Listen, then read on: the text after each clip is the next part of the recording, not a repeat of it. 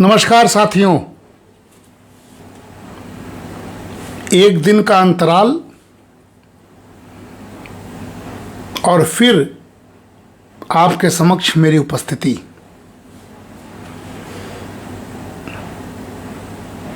और जैसे कि हमेशा बोलता हूं साथियों कि उस उपस्थिति का एक कारण, एक निमित्त, और वो भी एक ठोस कारण और निमित्त होता है, तब मैं लाइव जरूर आता हूं।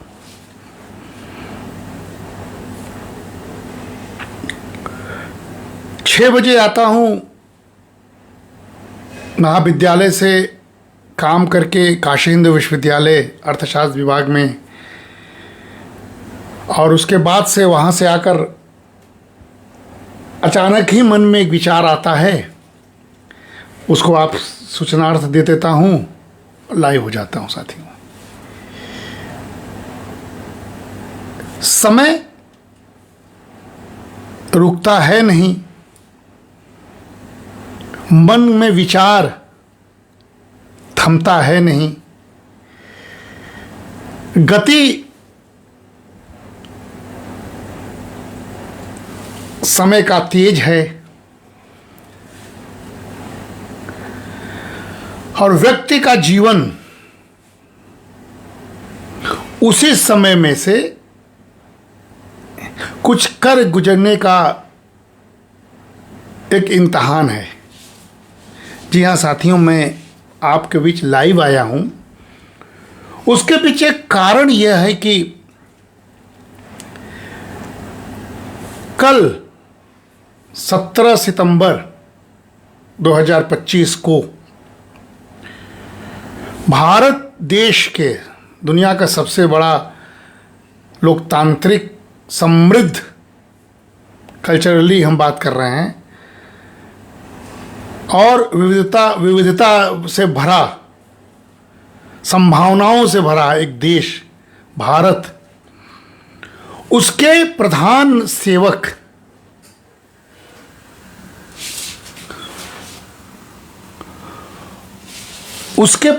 सेवक लाइट चली गई साथियों। हमको लग रहा है कि इन्वर्टर से काम चलाना होगा। एक सेकेंड आप रुके रहिए।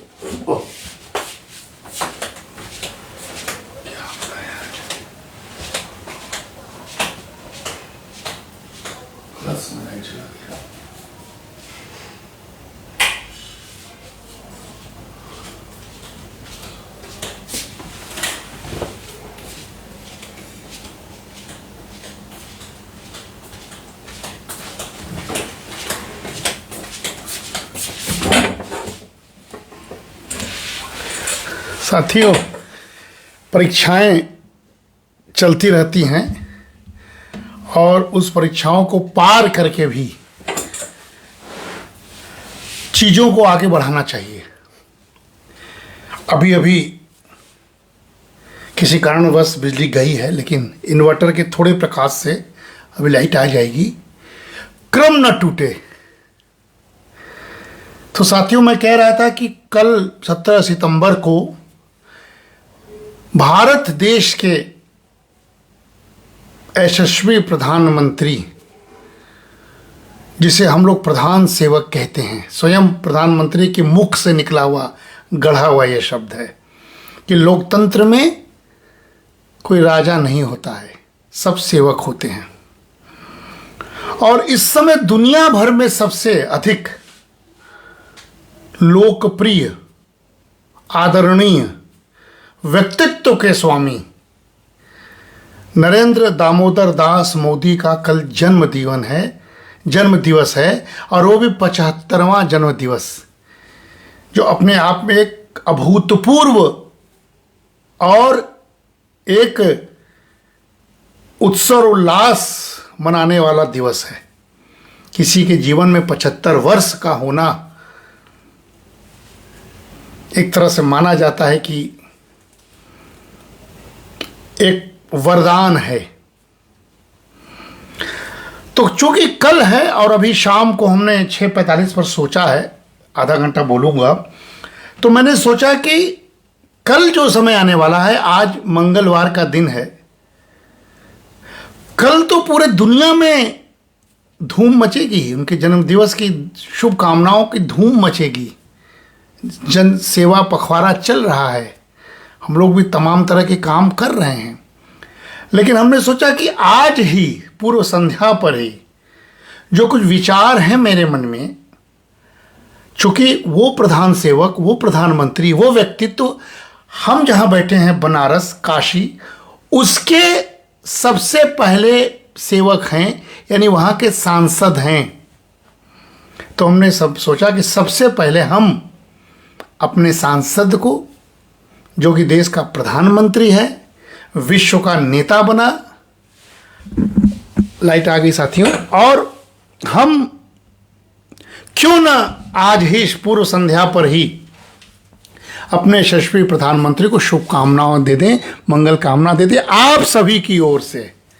तो मैं आदरणीय प्रधानमंत्री, काशी के हृदय में बसे हुए सांसद आदरणीय नरेंद्र दामोदर दास मोदी जी को उनके 75वें जन्मदिवस पर अग्रिम बधाई, शुभकामनाएं, मंगल कामनाएं। बाबा विश्वनाथ से, संकट मोचन महाराज से कामना करता हूं कि स्वस्थ रहें, इसी तरह ऊर्जावान रहें, इसी तरह चिर युवा अपने एक्टिविटी से बने रहें, इसकी हम कामना करते हैं आप सभी के सौजन्य से साथियों। और कुछ बातें जो जरूरी है, व्यक्तित्व के बारे में बात करना जरूरी है, वो प्रेरणादायी होता है। इसलिए मैं आपके बीच सोचा कि आज इसी के निमित्त आज हम इस पर लाइव होऊंगा। और साथियों, मेरे सामने यशस्वी प्रधानमंत्री का यह एक कटआउट है, लेकिन ये कटआउट नहीं है साथियों, यह पुस्तक है,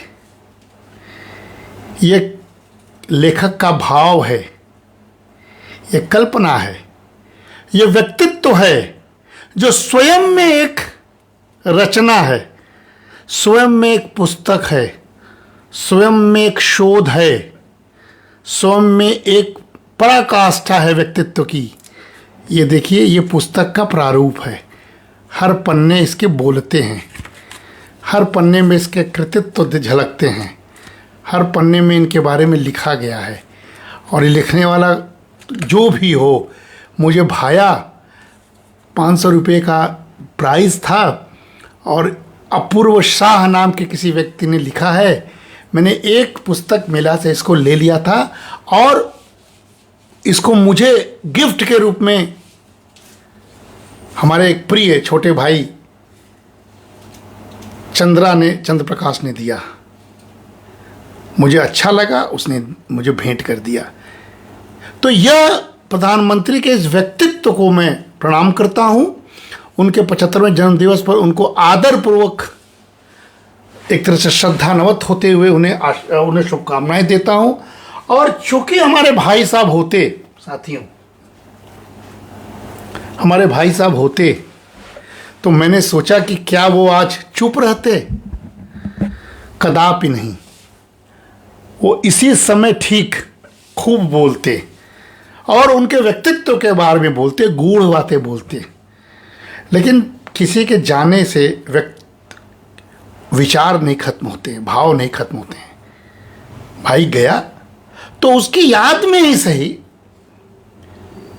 हमारा कर्तव्य था कि मैं भी कुछ बोलूं, इसलिए मैं आपके सामने साथियों उपस्थित हुआ हूं। साथियों, जिस व्यक्ति का कल 75वां जन्मदिवस मनाया जाएगा, उसका एक लंबा इतिहास है संघर्ष और सेवा का। और हमें सीख लेनी चाहिए। हमें संघर्ष और सेवा, मोदी जी के संघर्ष और उनके जीवनी से हमें सीख लेना है।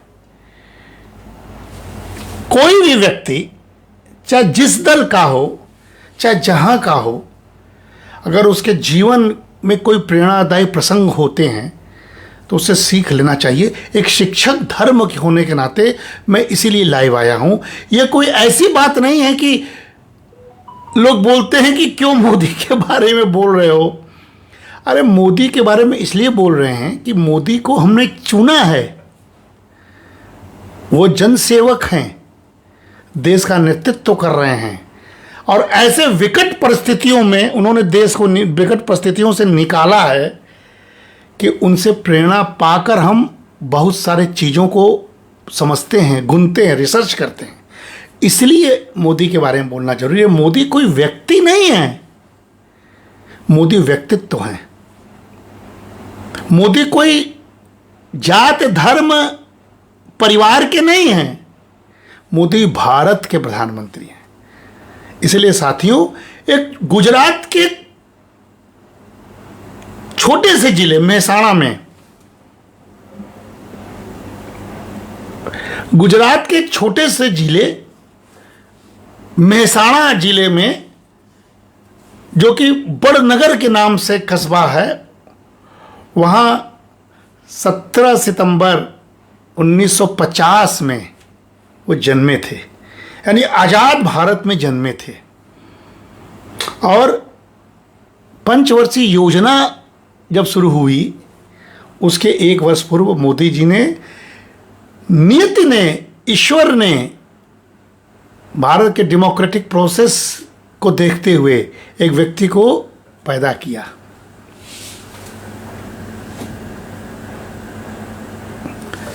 साथियों,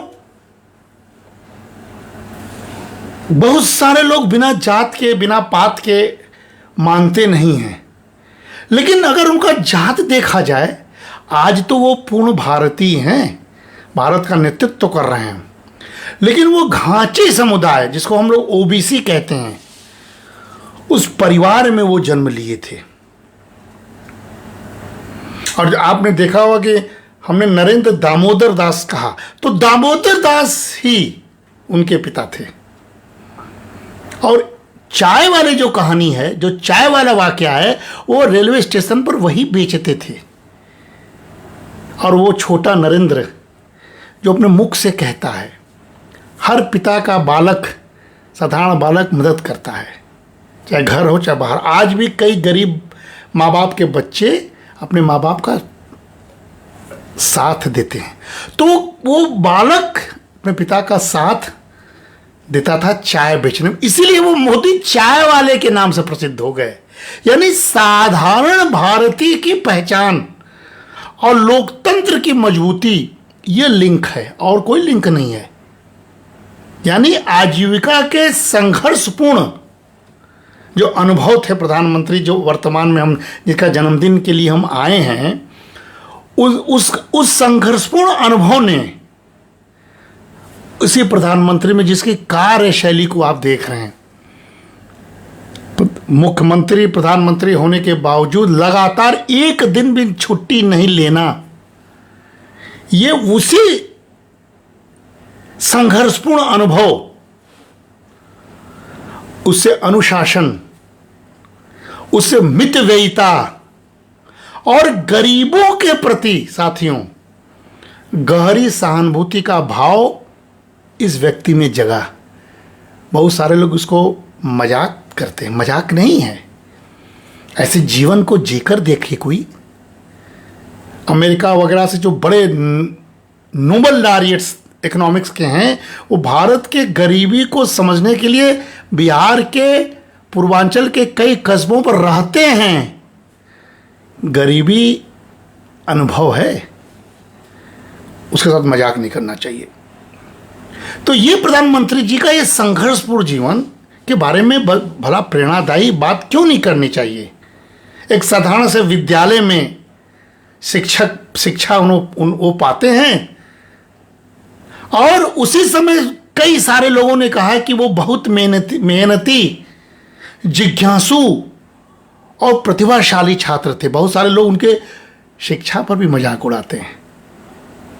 लेकिन आज जो नई शिक्षा नीति पर हम लोग रोज बहस कर रहे हैं ना, 1950 का वो बालक जब स्कूल में गया था, उसी समय मोदी जी में वाद विवाद, नाटक और सांस्कृतिक गतिविधियों में गहरी रुचि थी।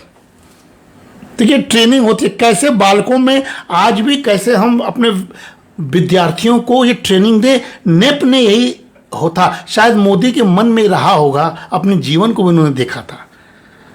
और जानते हैं प्रधानमंत्री जी अक्सर भगत सिंह और स्वामी विवेकानंद जैसे पात्रों की भूमिका हमेशा वो बचपन से ही उन नाटकों में निभाते थे। विशेष रूप से साथियों प्रधानमंत्री मोदी जी स्वामी विवेकानंद के विचारों से निरंतर जब से होश संभाला प्रभावित थे। राष्ट्र निर्माण, सेवा और अनुशासन की शिक्षा वो वहीं से सीखते हैं। प्रधानमंत्री प्रधान सेवक का व्यक्तित्व के बारे में जानिए, जानते होंगे लेकिन महसूस कीजिए किशोरावस्था में क्या संघर्ष उस व्यक्ति ने किया। परिवार आर्थिक तंगी से गुजर रहा था। अक्सर मोदी जी सड़क के किनारे जो बत्ती लगी रहती उसके नीचे पढ़ाई करते थे, उधार की किताब लेकर ज्ञान का अर्जन करते थे। और तभी साथियों देखिए 3 प्रसंग मैंने, तीनों पर विपक्षी पार्टियां जो मजाक उड़ाती हैं वो उनको भारी इसलिए पड़ रहा है क्योंकि सच्चाई है। सच्चाई के साथ मजाक नहीं उड़ाना चाहिए। उसी संघर्ष के दौरान साथियों, क्योंकि आप भारत की भूमिका को हम सब लोग जानते हैं, पारंपरिक रीति के अनुसार मोदी जी का बचपन में ही वही जशोदाबेन जी जो हैं उनसे शादी तय कर दिया गया। और मान लीजिए कि शादी, बचपन का शादी, बाल विवाह, हम लोगों ने सिनेमा देखा था उस समय। बचपन का विवाह, विवाह क्या होता है, कोई ज्ञान, कोई मतलब, शादी विवाह का क्या अर्थ है, उस बालक बालिकाओं को पता क्या रहा होगा। तो उन्होंने उसी समय उस जीवन को त्यागा, गृहस्थ जीवन को, और सेवा और त्याग का मार्ग चुना, और तभी से वो ब्रह्मचारी जीवन बिता रहे हैं। इस पर भी लोग हंसी मजाक किए थे बहुत दिनों तक। उसका कोई अर्थ नहीं है साथियों, क्योंकि युवा अवस्था में मोदी ने घर छोड़ दिया और पूरे भारत की भ्रमण की यात्रा की। और जानते हैं, मैं तो गया था अभी, हिमालय, रामकृष्ण मिशन आश्रम और ऐसे अनेक आध्यात्मिक केंद्रों में वो अक्सर समय बिताते थे। जिज्ञासा था। और वहीं से, उन्हीं दिनों से साथियों, प्रधानमंत्री मोदी जी ने सेवा और त्याग को जीवन मूल्य के रूप में आत्मसात किया।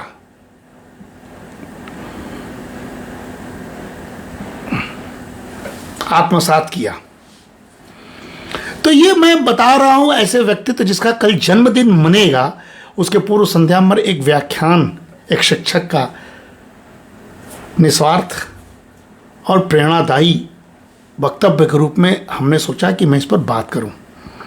साथियों, वही मोदी जी, समय आया गया 70 का दशक, उस समय मैं बालक रहा हूँगा, 3-4 वर्ष का रहा हूँगा। 70 के दशक में प्रधानमंत्री मोदी जी ने औपचारिक रूप से, देखिए गहराई, देखिए कैसे तार जुड़ते हैं, औपचारिक रूप से राष्ट्रीय स्वयंसेवक संघ, कितनी गहराई है, 70 के दशक में ही प्रचारक, पूर्णकालिक कार्यकर्ता के रूप में उन्होंने प्रवेश किया 70 के दशक में, कितने वर्ष पहले। और साथियों, उसी दौरान आपातकाल आया। हमें भी आपातकाल की धुंधली छवि याद है। हम शिशु रहे होंगे, बच्चे रहे होंगे, 4-5-6 साल के रहे होंगे। 1975 और 77 के दौरान मोदी ने भूमिगत होकर, युवा मोदी था, और आपातकाल का विरोध किया। गिरफ्तारी नहीं दी क्योंकि उसको संघर्ष करना था। पर्चे छापे, छात्रों और युवाओं को अधिनायकवाद के विरुद्ध, इंदिरा गांधी के विरुद्ध लामबंद किया। जयप्रकाश नारायण उसके नायक थे और उनकी संगठनात्मक दक्षता, समय निष्ठा और निरंतर परिश्रम ने उसी संघ में, आरएसएस में उनको विशेष पहचान दिला दी साथियों। इसीलिए संघ और मोदी में कोई भेद नहीं है, कोई चाह कर भी नहीं करा सकता है। और साथियों, अपना प्रधान सेवक जो 75 वर्ष का कल होगा, ईश्वर स्वस्थ रखे, 1980 के दशक में उसी आरएसएस ने प्रधानमंत्री मोदी को उस समय भारतीय जनता पार्टी के कार्य हेतु नियुक्त कर दिया। क्रम देखिए साथियों, उसी समय प्रारंभ में उनको संगठनात्मक जिम्मेदारियां दी गईं, सारे को निभाया। कई महत्वपूर्ण, आडवाणी जी की यात्रा, जोशी जी की यात्रा कश्मीर वाली, आडवाणी जी की यात्रा राम मंदिर वाली, कई यात्राओं को उन्होंने सफल संचालन किया। चुनाव अभियान, लोग कहते हैं ना कि मोदी जी हमेशा सक्रिय रहते हैं, उसकी ट्रेनिंग है, सीखो तुम लोग। विपक्ष के पार्टी के लोग मोदी के जीवन से सीखें, हमारा लेक्चर सुने और इसको ट्रेनिंग सेंटर समझ लें, बहुत आगे बढ़ेंगे। दिन प्रतिदिन काम करने वाला व्यक्ति कोई मामूली नहीं है, ईश्वर द्वारा प्रदत्त जीवन है उसको। सारे यात्राओं को सफल किया, सारी चुनाव अभियानों को उन्होंने जनसंपर्क के रूप में साधा। और साथियों, धीरे धीरे मोदी जी एक रणनीतिकार, जैसे आज शाह जी के बारे में बात किया जाता है, और एक समर्पित सेवक के रूप में पूरे संघ में और भारतीय जनता पार्टी में 80 के दशक में पहचान बना लिए। इसीलिए सीख क्या है, इससे पहले मैं उनके मुख्य बात पर आऊं, हमें क्या सीखना है, एक युवा को क्या सीखना है, एक नेतृत्व को क्या सीखना है, एक भावी लीडर्स को क्या सीखना है, एक विपक्षी पार्टी के नेताओं को क्या सीखना है, और भारतीय जनता पार्टी के वर्तमान के सांसद और विधायकों को क्या सीखना है, वो जानिए। कि साधारण पृष्ठभूमि वाला व्यक्ति, चाय बेचने वाला वो बालक आज भारत का प्रधानमंत्री है। इसके पूर्व गुजरात का मुख्यमंत्री रहा 3 बार। इतना आत्मविश्वास और आकांक्षा का प्रतीक। और उस दौरान सीखना यह भी है कि उसका आधार आध्यात्मिक था, क्योंकि तपस्या, यात्राएं, अनुशासन, वित्त व्ययिता, ये सब आध्यात्मिकता आधार है, ये भी सीखना है। और जो सेवक कहते हैं प्रधानमंत्री स्वयं को, दृष्टि क्या है? संघ है, आरएसएस है, जो राष्ट्र सेवा को सर्वोच्च धर्म मानने की प्रेरणा वहीं से मिला है। और जो लोग पार्टियां चलाते हैं, जो लोग बड़ी बड़ी बातें करते हैं, जो लोग मेढक, बरसाती मेढक की तरह उपजते हैं, बंद होते हैं, उनके लिए कह रहा हूं कि संगठनात्मक कौशल भी है, उन्हें जनसंपर्क, टीम वर्क और संकट के समय निर्णय लेने की क्षमता प्रधानमंत्री मोदी में मौजूद हो गई थी। इसलिए साथियों, संघर्ष और सेवा की यह गाथा आज बहुत जरूरी है सबको जानना। यह कोई पार्टी की नीति की बात मैं नहीं कर रहा हूं, किसी व्यक्ति का बखान नहीं कर रहा हूं। ये एक सच्चाई है, और वो सच्चाई है कि आपके सामने वो व्यक्ति मौजूद है, उसका जीवन कैसा रहा होगा, इस पर शोध तो कीजिए। भाई साहब होते तो अपने अंदाज में यही सब बोल रहे होते, मुझे ऐसा लग रहा है, और शायद वो खुश भी हो रहे होंगे हमसे कि मेरे जाने के बाद वाणी, विचार रुकना नहीं चाहिए। तो ये पूरी की पूरी बातें साथियों, पृष्ठभूमि जो बता रहा था, यह उनकी पहचान शासक का नहीं बल्कि एक सेवक के रूप में इसीलिए गढ़ा जाता है। जब वो स्वयं को प्रधान सेवक कहते हैं तो यह उनके जीवन की गाथा की गहराइयों से मेल खाता है, जो मैंने अभी बताया है। साथियों, आपको मालूम होगा कि अनुशासन मोदी सोते कब हैं, उठते कब हैं, स्वस्थ हैं, दिन रात काम करते हैं, 18-18 घंटे काम करना, 20-20 घंटे काम करना और एक दिन भी छुट्टी ना लेना, ये क्या है? यह क्या है? यह उनकी दिनचर्या है साथियों, जिसमें हम लोग बहुत लैग करते हैं, अफसोस व्यक्त करते हैं।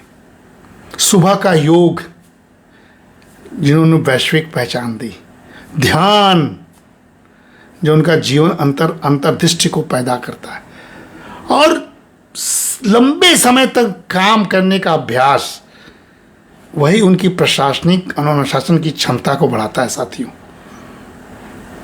आपने देखा होगा स्वच्छ भारत मिशन, कोविड के पूर्व की व्यवस्था, हंसी मजाक हुई, ठाना तो ठाना, उस ट्रेनिंग से, स्वच्छ भारत मिशन की ट्रेनिंग से कोविड प्रबंधन में प्रधानमंत्री की निगरानी और दुनिया में सबसे कम मॉर्टेलिटी का होना, सुविधा न होने के बावजूद, ये उसकी कार्यप्रणाली, वह ट्रेनिंग का नतीजा था कि उन्होंने भारतवंशियों को बचाया। साथियों, ये बात मैं पूर्व संध्या में इसलिए कर ले रहा हूँ कि शायद कल प्रधानमंत्री की बात करने वाले ज़्यादा लोग होंगे, आज हम बोल के अपने आप को संतुष्ट भी करेंगे, गौरवान्वित भी महसूस करेंगे। साथियों, याद कीजिए, नेतृत्व का प्रतिबिंब याद कीजिए, बड़े और जोखिमपूर्ण फैसले कैसे वो लेते थे प्रधानमंत्री बनने के बाद। नोटबंदी जैसा साहसिक फैसला करने वाला व्यक्ति कितना अंदर से शक्तिशाली होगा, जो 2016 में हुआ, लेकिन उसके पीछे दृढ़ शक्ति थी, इच्छा शक्ति थी, और उसका दूरगामी परिणाम उन्होंने सोचा था, जो हुआ भी। भले से आप इसको मजाक में लें, लेकिन जो डिजिटल इंडिया है वो उस नोटबंदी की वजह से ही है। आज जीएसटी साहसिक फैसला, आज देखिए GST 2 lakh crore per month कैसे सरकार को रेवेन्यू दे रहा है। साहसिक फैसला। धारा 370 को हटाना, क्योंकि स्वयं उस संघर्ष में उन्होंने जिया है। आज देखिए जम्मू कश्मीर की कायाकल्प और इंक्लूसिवनेस बढ़ गई है, और कोविड काल के समय आत्मनिर्भर भारत का संकल्प लेना, आज ट्रंप के टैरिफ वार का वो काट है साथियों। इसीलिए गीता का वो श्लोक हमारे प्रधानमंत्री पर कितना फिट बैठता है, और कितना वो व्यक्ति मनन करता होगा वो श्लोक, कर्मण्येवाधिकारस्ते मां फलेषु कदाचन। कर्म करते रहना है, परिणाम की चिंता नहीं करना है। और प्रधानमंत्री मोदी के पूरी शैली गीता के श्लोक में फिट होता है साथियों। नेतृत्व का प्रतिबिंब देखिए, भरे मंच से कहता है कि मैं प्रधान सेवक हूं। प्रधानमंत्री बोलते हैं, यह कहना ही जनसंपर्क में सीधा संवाद है। राहुल भैया होता तो कहते, का हो राहुल, कुछ सीखा हो राहुल, का करबा लुल्लू, कुछ कर ना पेबा, कैसे आगे बढ़बा, कब तक माई का पल्लू पकड़बा, का हो राहुल। ये भाई का शैली था हमारे, लेकिन वो बोलते थे राहुल के बेटरमेंट के लिए कि सीखो यार। और देखिए कितने वर्ष हो गए हैं, कुछ सीख नहीं पाए। चाहते तो सीख लेते, लेकिन अहम वहम कि हम स्पून लेकर पैदा हुए हैं चांदी का, ये गलत है लोकतंत्र में। इसको सभी को सीखना चाहिए। मैं प्रधान से को कहने वाला व्यक्तित्व, जनसंपर्क में सीधा संवाद, और यही नहीं, आकाशवाणी, स्वदेशी का भाव देखिए, आकाशवाणी जैसे प्लेटफॉर्म को जो मर चुका था उसको शुरू करने के लिए ठान लिया, और मन की बात का कार्यक्रम अनवरत जारी है, हिट हो गया। खादी गांधी का संकल्प था, उसका स्वयं ब्रांड एम्बेसडर बन गया, खादी खड़ा हो गया। और जनधन योजना, उज्ज्वला योजना, आयुष्मान भारत, ये सीधे जनता से रिश्ता जोड़ने वाला यह नेतृत्व का प्रतिबिंब है। सीखना चाहिए, जो जहां हो कैसे सीधे कल्याण करे, ये सीखिए मोदी जी से। आज सीखना चाहिए क्योंकि उनका जन्मदिन है, उसकी पूर्व संध्या पर धूमधाम से कल मनेगा 75वां जन्मदिन। साथियों, मोदी जी ने कभी नहीं हिचके गांधी को याद करने में, और सीधे गांधी दर्शन का प्रभाव उनके ऊपर पड़ता था। वो कहते थे सेवा और जनसंपर्क गांधी जी के अंत्योदय के विचार से जुड़ता है। आज ही हम बात कर रहे थे कि काशी में गांधी अध्ययन केंद्र था जो टूट गया, अनर्गल वहां बातें होती थीं, दलाली होती थी, विचार दब जाते थे। नहीं तो वो केंद्र, गांधी के नाम पर केंद्र टूटना नहीं चाहिए था, लेकिन बचाने वाला कोई नहीं था। कांग्रेस का धर्म था, नहीं बचा पाई, लेकिन मोदी अपने बिहेवियर से गांधी को जिंदा रखे हैं। सारा सफाई का कार्यक्रम हो, अंत्योदय का कार्यक्रम हो, ये गांधी का देन है साथियों। इसीलिए गांधी और उसके बाद संघ का सबसे बड़ा नेता दीनदयाल उपाध्याय को हम लोग मानते हैं। बहुत सारे हैं, लेकिन उनकी एकात्म मानववाद जो बहुत बड़ी बात बोलता है, दर्शन है, उसको मोदी ने आत्मसात किया। और जितनी सारी योजनाएं, अगर उसके एनालिसिस किया जाए शोधात्मक दृष्टि से, तो एकात्म मानववाद की परिछाया में योजनाएं चल रही हैं साथियों। तो कह सकते हैं, हम लोग सीख ले सकते हैं कि कठिनाइयों से जूझकर निकला हुआ सेवक सच्चे अर्थों में वही जनता का नेतृत्व कर सकता है। ये बात है। इसलिए अगर प्रधानमंत्री मोदी के 75वें वर्ष पर एक अध्यापक के रूप में, शोधार्थी के रूप में हम कुछ बात कहना चाहें, तो उनके योगदानों पर बात तो करना बनता है, अभी करना बनता है साथियों। शासन और प्रशासन में सुधार, हमने कहा डिजिटल इंडिया दुनिया में धूम है। डायरेक्ट बेनिफिट ट्रांसफर, डीबीटी, ये सरल बनाता है, ट्रांसपेरेंट बनाता है, न केवल शासन को बल्कि दुनिया के सारे जनता के सारे कार्यक्रमों में। और जनधन, आधार और मोबाइल, जिसको जैम बोलते हैं, ये त्रिमूर्ति के रूप में स्थापित, ये कल्पना प्रधानमंत्री की थी। और इससे क्या हुआ? करप्ट भारत से ईमानदार भारत की छवि, यानी पारदर्शिता और दक्षता की स्थापना होती है भारत में। भारत को अब जल्दी कोई करप्ट नहीं कहता है। भारत की योजनाओं का क्रियान्वयन लोग होते हुए देख रहे हैं अपने ही जीवन काल में। नहीं तो हमको याद है कि रामनगर में पुल था, कितने वर्षों से, कई पीढ़ी चली गई, लेकिन बना नहीं।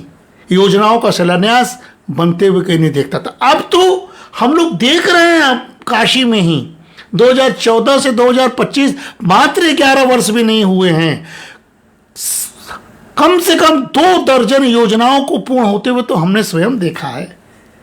झूठ क्या है? पूरे देश में इसका आप डाटा इकट्ठा कर लीजिए।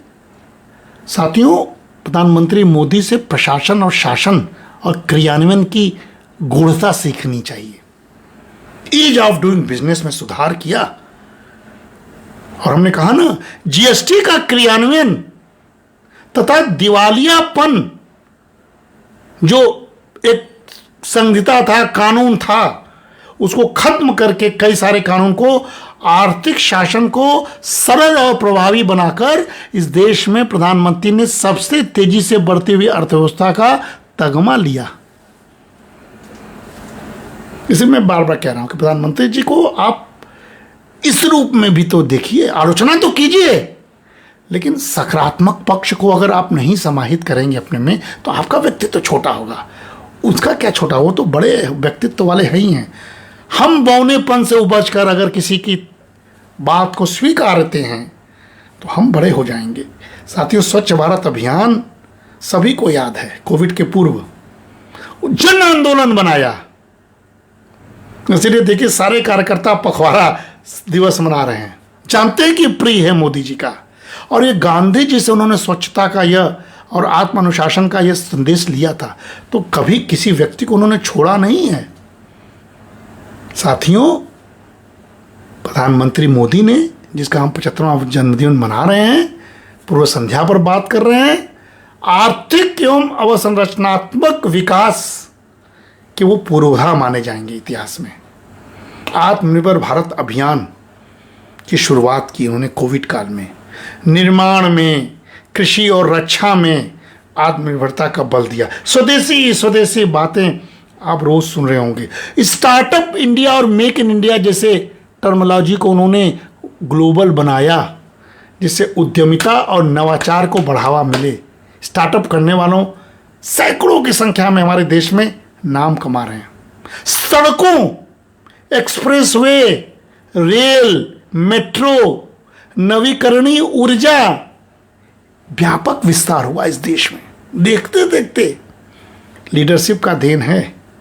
और दूसरा, उसके विपरीत उज्ज्वला योजना, माताओं बहनों की आंखों में धुएं जाते थे, सांसों में जहर घुलता था, गर्भ में बच्चा मर सकता था, दिव्यांग पैदा हो सकता था, महिलाओं का स्वास्थ्य के साथ खिलवाड़ हो रहा था, समय उसका जा रहा था, कुछ भी उसकी आमदनी नहीं होती थी, गरीब गरीब होते जाते थे।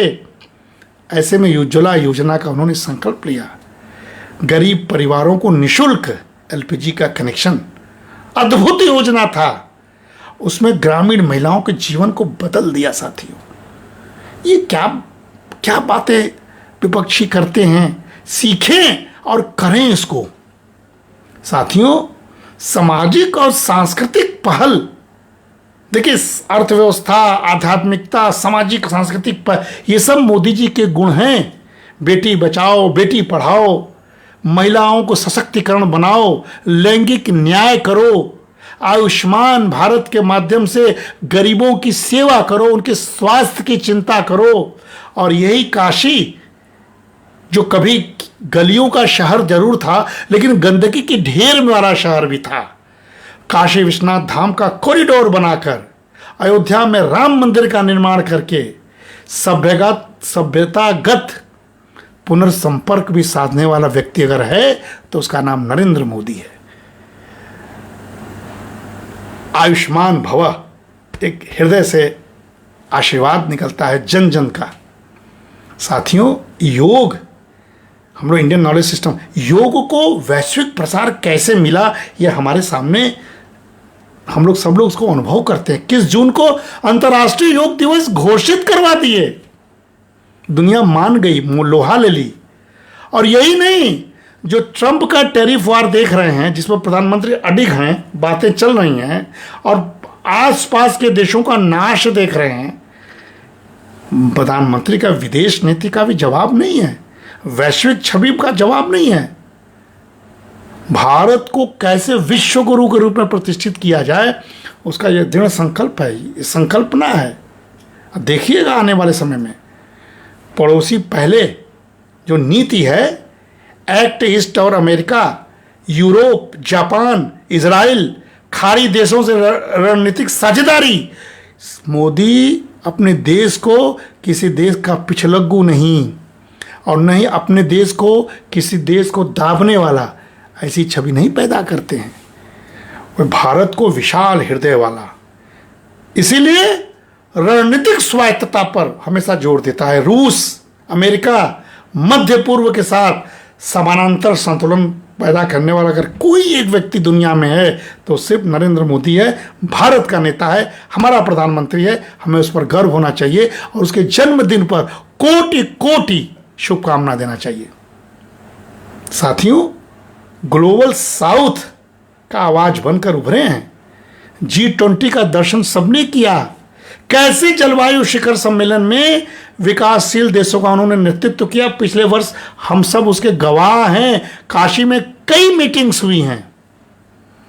इसीलिए साथियों, उनका जो कौशल है ना, जनसंचार का कौशल, भाषण कला, बोलने की स्थिति, शब्दों पर नियंत्रण, वेदों का चयन, वेदों पुराणों के श्लोकों का चयन मन की बात से झलकता है।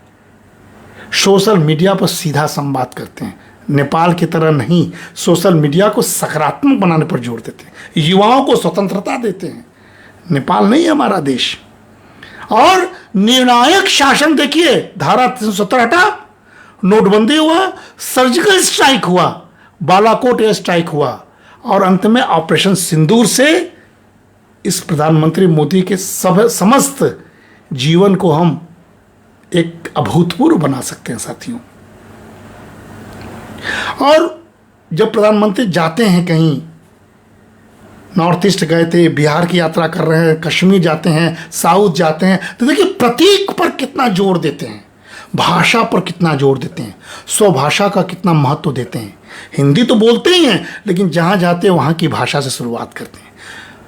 स्वयं तो कुर्ता जैकेट पहनते ही हैं, लेकिन शासन को सांस्कृतिक पहचान से कैसे जोड़ते हैं, वो वेशभूषा, अनुष्ठान और मंदिर के परियोजनाओं से उनके स्पष्ट होता है।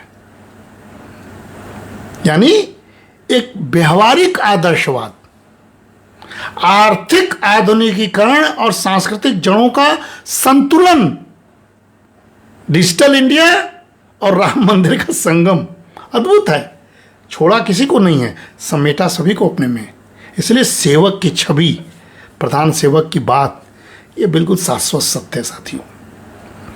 मोदी जी का विचार भारत का विचार है, सभ्यतागत, समावेशी और भविष्योन्मुखी। वो भविष्य का इंडिया भारत देखते हैं, इसलिए विकसित भारत की कल्पना करना आसान नहीं है। राष्ट्रपति कलाम ने किया था, 2020 का विजन दिया था, पूरा का मॉडल दिया था। बीच बीच में उपजते हैं लोग हमारे देश में, इसलिए सनातन संस्कृति की धारा में बहते हुए एक भारत श्रेष्ठ भारत कैसे बने, विविधता में एकता पर बल देते हुए हम कैसे एकाकार हुए, ये नेतृत्व कर रहा है, मोदी जी कर रहे हैं। और उन्होंने क्या नारा दिया, इंक्लूसिव ग्रोथ शब्द नहीं बोला, अंग्रेजी भाषा का प्रयोग नहीं किया। इंक्लूसिव ग्रोथ, मोर इंक्लूसिव जो पंचवर्षीय योजनाओं में लिखा जाता था वो नहीं बोला। हृदय को छूने वाला, हृदय स्पर्शी, सबका साथ, सबका विकास, सबका विश्वास और समय के साथ जोड़ा सबका प्रयास। इस सामूहिकता का प्रगति का मंत्र है साथियों, क्योंकि भारत को विश्वगुरु बनाना है, पुनर्प्रतिष्ठित कराना है, आत्मनिर्भर बनाना है। तो ये बहुत बड़ा मंत्र उन्होंने दे दिया और ऋग्वेद के सामूहिक कल्याण की भावना के अनुरूप दिया। हम बार बार बोलते हैं, संगच्छध्वम संवद्धध्वम समवो मनांसि जानताम। ये मोदी जी तो कर रहे हैं, जी रहे हैं, सबको साथ लेके चलने की बात। एक साथ चलो, एक साथ बोलो, तुम्हारा मन एक जैसा हो, भारत हो। इसलिए यह नारा नहीं है, यह वेद है। विपक्षी पार्टी भूल करते हैं सब बातों को जोड़ने में, वो पढ़ते नहीं है बिटवीन द लाइन। जो भगवत गीता में निष्काम कर्म का श्लोक है, उसको कौन नकार सकता है। हम तो केवल कर्म कर सकते हैं, फल अपने आप मिलता है। इसलिए मोदी जी को हम लोग कर्मयोगी कहते हैं, जो राष्ट्र निर्माण में निस्वार्थ कर्म पर बल दे रहा है। तो कहता मैं फकीर हूं, क्या है मोदी जी में। अभी आया एक अखबार में कि मोदी जी की परिवार कौन है, 17 सदस्य हैं, भाई हैं, कोई राजनीति में नहीं है, कोई बड़ा धन दौलत नहीं है। देख लीजिए मोदी जी का बैंक अकाउंट खंगाल लीजिए, मोदी जी के साधन देख लीजिए, कुछ नहीं है उस व्यक्ति में। राष्ट्र का निर्माण करने वाले के पास क्या होना चाहिए, जन धन होना चाहिए। वो जन धन प्रधानमंत्री में है, जिसके आधार पर वो लगातार तीसरी बार प्रधानमंत्री बने। इसीलिए वसुधैव कुटुंबकम, संपूर्ण जगत एक परिवार है। यह प्रधानमंत्री, अपने प्रधानमंत्री का यह मंत्र भी है दुनिया के लिए। तमाम मंचों पर ये लगातार ये बात बोलते हैं कि भारत को समावेशी सभ्यतागत मॉडल के रूप में आप पहचानिए, उसको नेतृत्व करने का अवसर दीजिए। और कौटिल्य को तो समाहित करते हैं, कई सारे नीति में कौटिल्य मोदी जी के बसे हैं। मैं हमेशा बोलता हूं, फिर बोल रहा हूं, भाई साहब भी बोलते थे, भाई साहब का सानिध्य में बोल रहा हूं, सुखम ही राजा प्रजा सुखे सुखम प्रजानाम। राजा का सुख प्रजा के सुख में है, ये मोदी जी जानते हैं। उनकी योजनाओं का नाम देखिए, जन धन, उज्ज्वला, आयुष्मान भारत। ये राजधर्म की अभिव्यक्ति है साथियों। भाई साहब एक काम करते थे, हम लोग हमेशा बात करते थे, अभी रामचरितमानस, रामनगर की रामलीला चल रही है, तुलसी घाट की रामलीला चलने वाली है, तुलसीदास जी की रामलीलाओं को देखते हम लोग का बचपन गुजरा। कभी भाई साहब राम बनते थे, उनके मुख से हम लोग डायलॉग सुनते थे, राजा धर्म करे अस जाना, प्रजा सुख बिना नहीं रज ध्याना। राजा का धर्म, राजा का मुख्य धर्म प्रजा की सुख समृद्धि में ही है। इसीलिए परंपरा और आधुनिकता का जो अद्वितीय संगम अगर कहिए तो आप प्रधानमंत्री नरेंद्र मोदी को बस याद कर लीजिए। आर्थिक स्तर पर आधुनिकीकरण और वैश्विक प्रतिस्पर्धा को लगातार आगे बढ़ा रहे हैं, भारत को आगे बढ़ा रहे हैं, विकसित भारत। सांस्कृतिक स्तर पर भारत की सभ्यतागत पहचान को लगातार प्रतिष्ठित कर रहे हैं। हर कर्म, कुंभ का आयोजन से लेकर विश्वनाथ कॉरिडोर और राम मंदिर का निर्माण, सांस्कृतिक और राजनीतिक स्तर पर निर्णायक निर्णय लेते हैं। ऑपरेशन सिंदूर, सर्जिकल स्ट्राइक, 10 से मस नहीं होना, रूस से तेल खरीदना, 10 से मस नहीं होना, यह मोदी जी की एक तरह से खूबी है। उनके जन्म दिवस को उनकी खूबियों के सहारे मनाइए। इसलिए साथियों, मोदी का भारत विचार, भारत शब्द उनके मुख से निकला, इंडिया नहीं बोलते, भारत विचार प्राचीन ज्ञान पर आधारित होते हुए भी भविष्योन्मुखी है। भारत को आत्मनिर्भर, समावेशी, आध्यात्मिक और वैश्विक नेतृत्वकारी राष्ट्र के रूप में कैसे हम बनाएं, जहां धर्म, विकास और लोकतंत्र का सह अस्तित्व है। यह मोदी जी का सपना है। इसीलिए प्रधानमंत्री जी को हम लोग विवेकानंद के उस शब्दों से याद करते हैं, उठो जागो लक्ष्य प्राप्ति तक मत रुको। बहुत लोग 75 वर्ष में मोदी जी रिटायर होना चाहिए, रो रहे हैं विपक्षी पार्टी, संघ प्रमुख को रिटायर देना चाहिए, क्योंकि आडवाणी जी को उन्होंने, अरे मूर्खों, निमित्त है हर चीजों का, उठो जागो लक्ष्य प्राप्ति तक मत रुको, यह मंत्र है। विवेकानंद अल्प आयु में गए, यह नरेंद्र वयोवृद्ध होने तक युवा बने रहकर कार्यशैली से भारत को विकसित बना के ही जाएगा। उठो जागो लक्ष्य प्राप्ति तक रुको, यह मन में समाहित है, क्योंकि भारत को आध्यात्मिक शक्ति और नैतिक आदर्श के रूप में देखना उनका सपना है। युवा शक्ति, डेमोग्राफिक डिविडेंड जिसको हम लोग बोलते हैं, और सेवा को राष्ट्र निर्माण का आधार मानकर वो आगे बढ़ रहे हैं। इसलिए युवाओं के लिए स्टार्टअप, डिजिटल, कौशल विकास, ये सब मोदी जी का देन है। इसलिए 75 वर्ष में रिटायरमेंट की कल्पना क्या कर रहा है कोई? उस समय है, निमित्त है, नेतृत्व आया, काम कर रहा है, क्रियान्वयन हो रहा है, भारत बदल रहा है, काशी बदल गया। नूतन और प्राचीन और नूतन का क्या संगम है।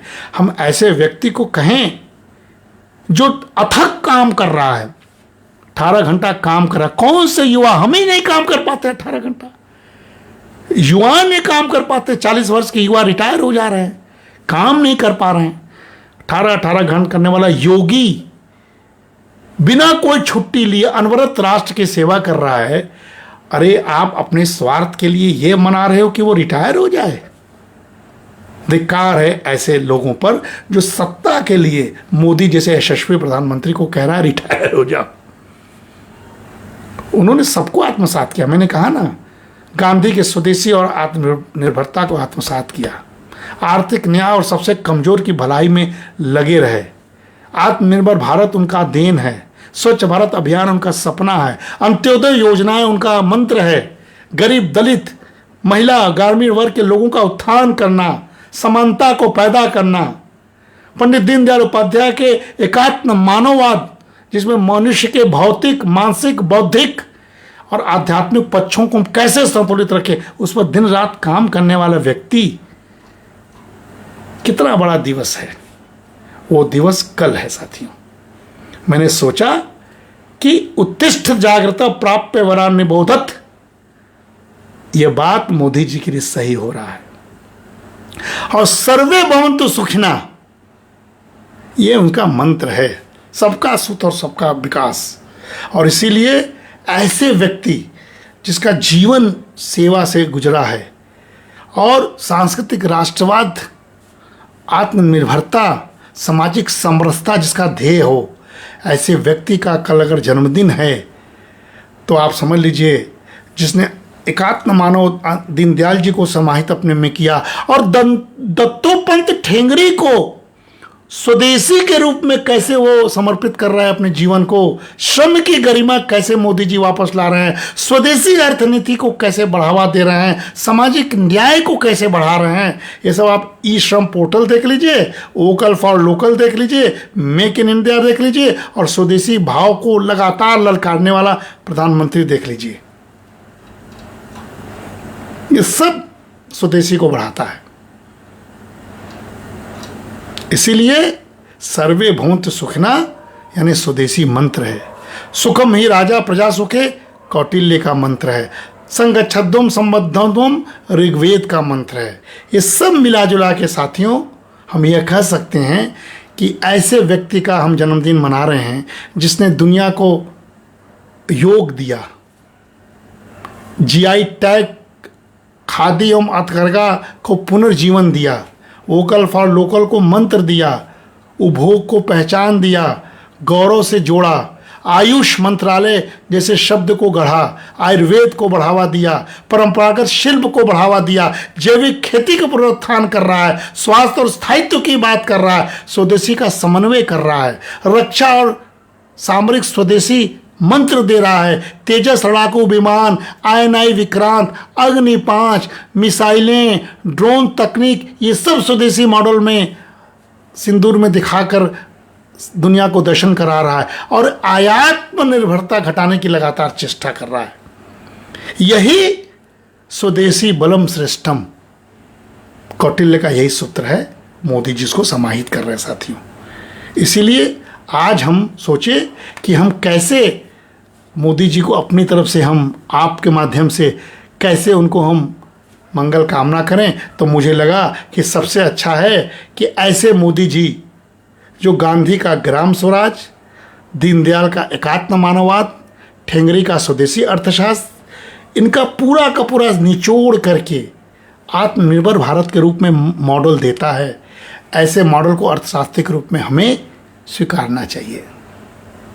सांस्कृतिक गौरव, तकनीकी नवाचार और सामरिक स्वायत्तता का संगम जिस व्यक्ति ने हमें परोसा, ऐसे व्यक्ति को 21वीं सदी का हम महानायक भी कह सकते हैं। और आने वाले समय में इतिहास के पन्ने में प्रधानमंत्री मोदी का नाम स्वर्णाक्षरों में लिखा जाएगा।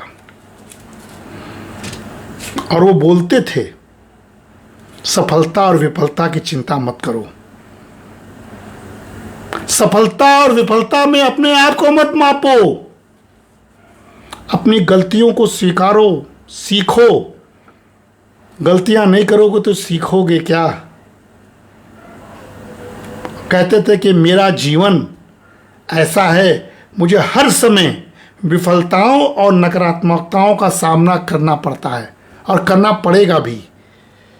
न तो मैं अपनी सफलता को मापता हूं और न ही मैं सफल होने का मकसद से काम करता हूं।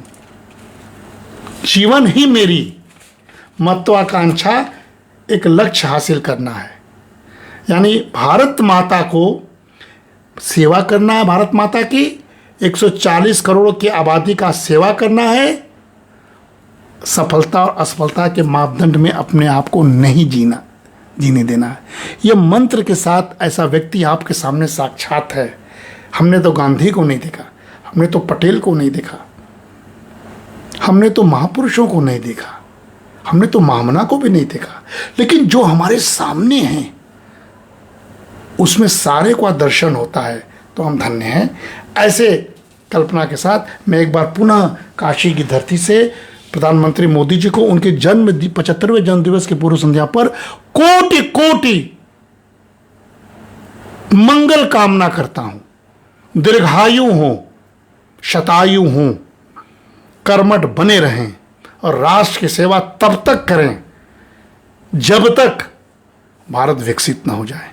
नमस्कार, धन्यवाद। आप सभी जुड़े हमारे साथ। विशाल जी हैं, हीरा त्रिपाठी जी हैं, सुनील भैया हैं, मीना भाभी हैं, अर्चना जी हैं, सब लोग जुड़े, उसके लिए धन्यवाद। आप सभी के माध्यम से मैं उनको प्रणाम भी करता हूँ, शुभकामना भी देता हूँ। धन्यवाद।